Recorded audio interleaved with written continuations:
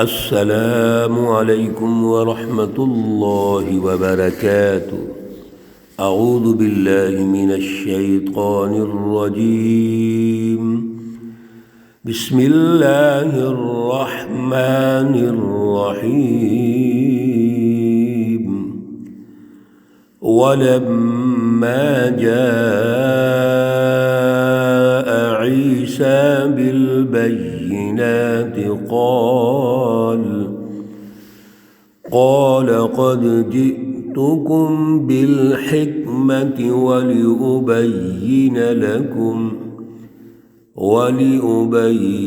لكم بعض التي تختلفون فيه فاتقوا الله وأطيعون۔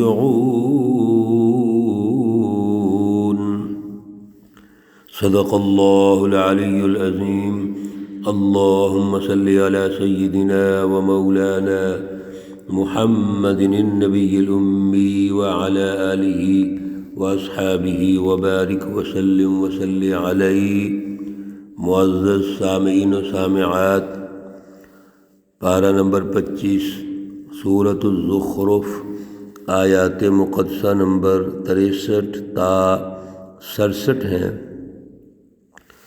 اور یہاں پر سورہ مقدسہ کا رکوع نمبر 6 اور پارے کا رکوع نمبر 12 مکمل ہو رہے ہیں۔ اللہ رب العزت ان آیات کا فہم اور شعور عطا فرمائے اور عمل کی توفیق اور صلاحیت عطا فرمائے۔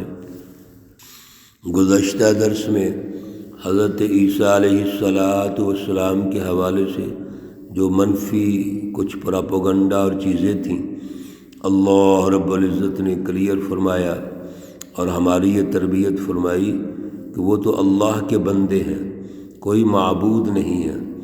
اگر نصارہ ان کے حوالے سے کوئی غلط چیزیں منسوب کرتے ہیں تو اس کے ذمہ دار یہ نصارہ ہیں۔ عیسیٰ علیہ السلام تو اللہ کے بندے ہیں، اللہ نے ان پر احسان کیا اور بنی اسرائیل کے لیے مثال بنا دیا۔ بغیر باپ کے پیدا ہوئے عیسیٰ بن مریم، یہ مثال بن گئے۔ پھر وہ مثال جو سچی رہنمائی ان کے لیے پیش کی، حضرت عیسیٰ علیہ السلام نے انجیل کے ذریعے سے، کتاب مقدس کے ذریعے سے اعلیٰ پروگرام پیش کیا، اعلیٰ فلسفی پیش کی۔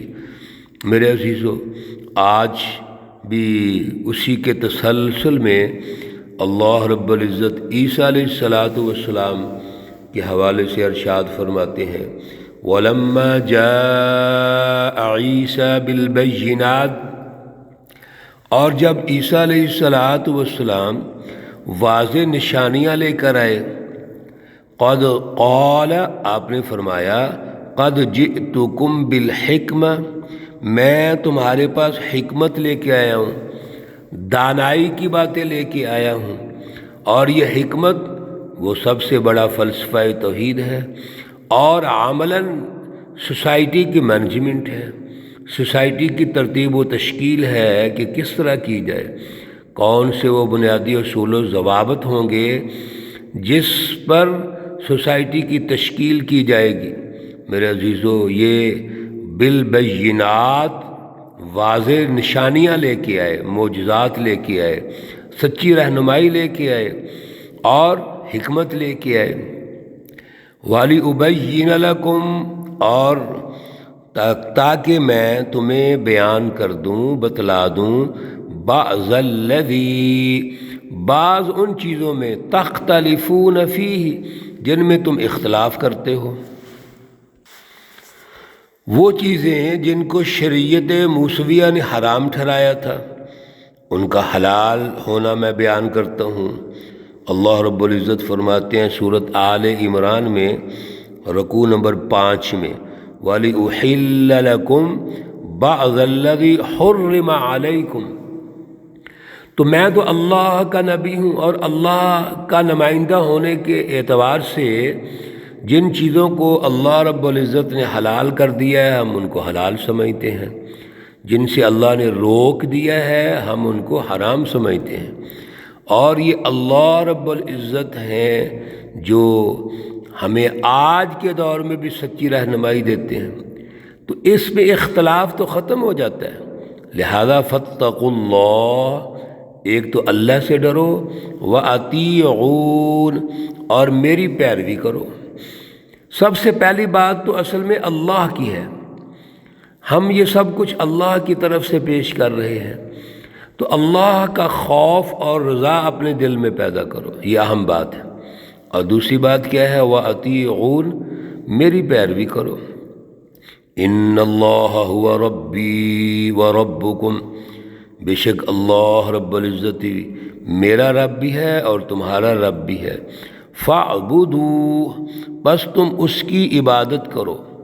میرے عزیزو، انداز خطاب دیکھیے، گفتگو کا انداز دیکھیے، یہ نہیں کہا کہ اللہ صرف میرا رب ہے، بلکہ ربی وربکم، میرا رب بھی ہے اور تمہارا رب بھی ہے۔ یہ اصل میں انبیاء علیہم السلام کا جو طریقہ دعوت تھا، گفتگو کا طریقہ تھا، اس میں کبھی بھی انہوں نے اللہ کی نسبت اپنے ساتھ نہیں کی۔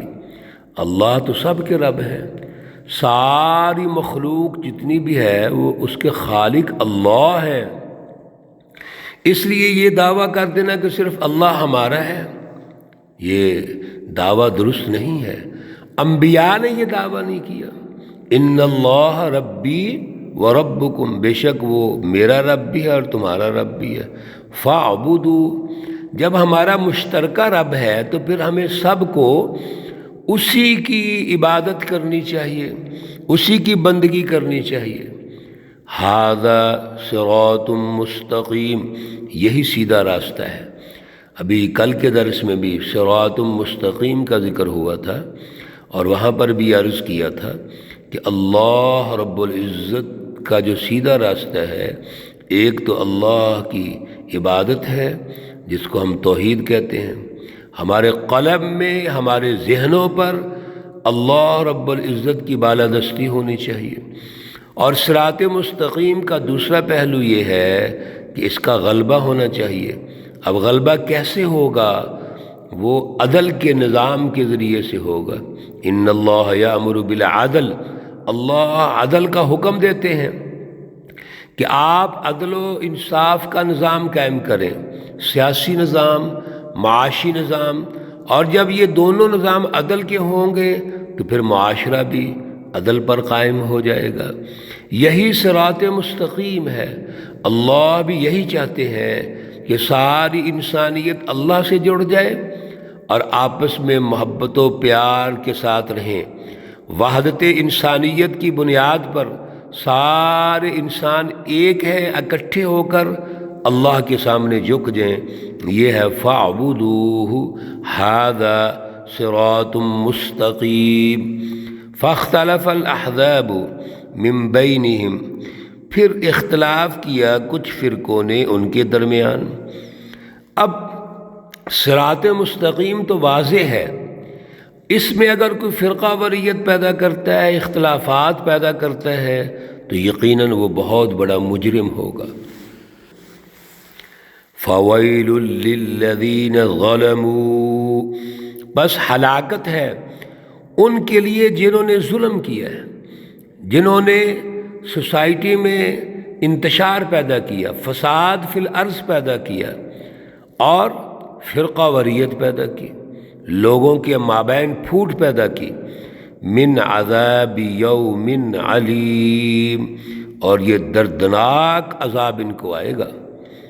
هل ينظرون الا الساعة ان تأتيهم بغتة، اب غور کیجئے کہ یہ صراط مستقیم پہ عمل نہیں کرتے، بلکہ کیا وہ انتظار کرتے ہیں قیامت کی؟ قیامت آئے گی، اور قیامت اگر رسول اللہ صلی اللہ علیہ وسلم کی جد و جہد کے نتیجے میں دیکھیں گے تو وہ قیامت کا پہلا مرحلہ قومی انقلاب ہے۔ غزوہ بدر سے لے کے فتح مکہ تک آپ صلی اللہ علیہ وسلم نے ان مشرکین اور کفار کے لیے قیامت برپا کر دی، ان کو دنیا کے عذاب میں مبتلا کیا گیا، سسٹم ٹوٹ گیا، سرداری ختم ہو گئی، چودراہٹ ختم ہو گئی، اختیارات سلب کر لیے گئے، اور ایک قومی سسٹم تشکیل پا گیا، قومی انقلاب آ گیا۔ اور پھر ایک وہ قیامت بھی ہے، وہ بھی آنے والی ہے، ان تأتیہم بغتہ، اچانک یہ قیامت آئیں گی۔ یہ پہلی قیامت جو قومی انقلاب کی شکل میں ہے، وہ بھی ان کے وہم و گمان میں نہیں تھا، وہ بھی آ گئی۔ اور پھر وہ قیامت بھی آئے گی جو قیامت اللہ رب العزت جب برپا کریں گے تو سب کا محاسبہ ہوگا، جو یوم الدین ہے، روز جزا ہے، وہم لا یشعرون، اور ان کو خبر بھی نہیں ہوگی۔ ایسے ہی ہوا، غزوہ بدر کے موقع پر بھی خبر نہیں تھی، تصور نہیں تھا، اور جب اللہ اس قیامت کو برپا کریں گے جو یوم الدین ہے تو اس کا بھی ان کو شعور نہیں ہوگا، خبر نہیں ہوگی۔ ہاں، اس کی اطلاع ضرور ہے۔ اللہ رب العزت نے انبیاء علیہم الصلاۃ کے ذریعے سے اور پھر رسول اکرم صلی اللہ علیہ وسلم کے ذریعے سے ہمیں الارم کر دیا کہ سب سے پہلے اس قیامت سے بچو جو دنیا میں آئے گی۔ اللہ کی سچی جماعتیں غالب ہوں گی، اور ان کفار، مشرکین، ظالموں اور منافقوں کے لیے وہ قیامت ہوگی۔ وہ قومی انقلابات آئیں گے جو اللہ کی رہنمائی میں آئیں گے، اللہ کی توحید غالب ہوگی اور انسانی حقوق غالب ہوں گے۔ اور یہ جو قیامت آئے گی، اس میں اللہ نے منظرنامہ پیش کیا، الاخلاء یومئذ، الاخلاء جتنے بھی دوست ہیں، یومئذ اس دن، بعضهم لبعض عدو، ایک دوسرے کے دشمن ہو جائیں گے۔ میرے عزیزو، اس قیامت کا منظرنامہ تو بڑا سخت ہے۔ یوم یفر المرء من اخیہ وامہ وابیہ وصاحبتہ وبنیہ، اس قیامت کا منظرنامہ تو یہ ہے کہ خاوند اپنی بیوی سے، بیوی اپنے خاوند سے، والدین اپنی اولاد سے، اور اولاد اپنی والدین سے، اور اسی طرح جتنے بھی قریبی دوست ہیں ایک دوسرے سے بھاگ رہے ہوں گے۔ کوئی کسی کی پہچان پیدا نہیں کرے گا۔ ہاں، الا المتقین، مگر جو متقی لوگ ہیں، جو سچی جماعتیں ہیں، وہ اس دن سرخرو ہوں گی۔ اللہ کے حضور میں ان کو انعامات سے نوازا جائے گا۔ باقی دنیا کے اندر جو دنیاوی مفاد کے لیے، دنیاوی مقاصد کے لیے، انفرادی اغراض کے لیے دوست بنے ہوئے ہیں، یہ سب ایک دوسرے کے دشمن بن جائیں گے۔ دشمن کا مطلب کیا ہے؟ کسی کے کوئی کام نہیں آ سکے گا۔ اگر کوئی کام کے لیے بلائے گا تو انکار کر دیا جائے گا۔ وہاں سب کو اپنی اپنی پڑی ہوگی۔ اللہ کی جو سچی جماعتیں ہیں، متقین، مومنین، مسلمین، حزب اللہ، یہ سچی جماعتیں ہیں، یہ سب ایک ہوں گے۔ یہ دوست جو دنیا میں اللہ کے لیے دوست تھے، الحب للہ والبغض للہ، اللہ کے لیے محبت، اللہ کے لیے بغض اور دشمنی، یہ وہاں اکٹھے ہوں گے، یہ سب ایک ہوں گے۔ اللہ ہمیں ان سچی جماعتوں میں شامل فرمائے اور ان جھوٹی جماعتوں اور جھوٹے لوگوں سے محفوظ فرمائے۔ اللہ رب العزت تمام بیماروں کو شفائے کاملہ عاجلہ مستمرہ عطا فرمائے۔ اللہ رب العزت تمام مرحومین و مرحومات کو جنت الفردوس میں اعلیٰ مقام عطا فرمائے۔ ربنا تقبل منا انك انت السميع العليم وتب علينا انك انت التواب الرحيم، وصلى الله تعالى على النبي الأمي محمد وعلى آله وأصحابه أجمعين برحمتك يا أرحم الراحمين۔ السلام عليكم ورحمة الله وبركاته۔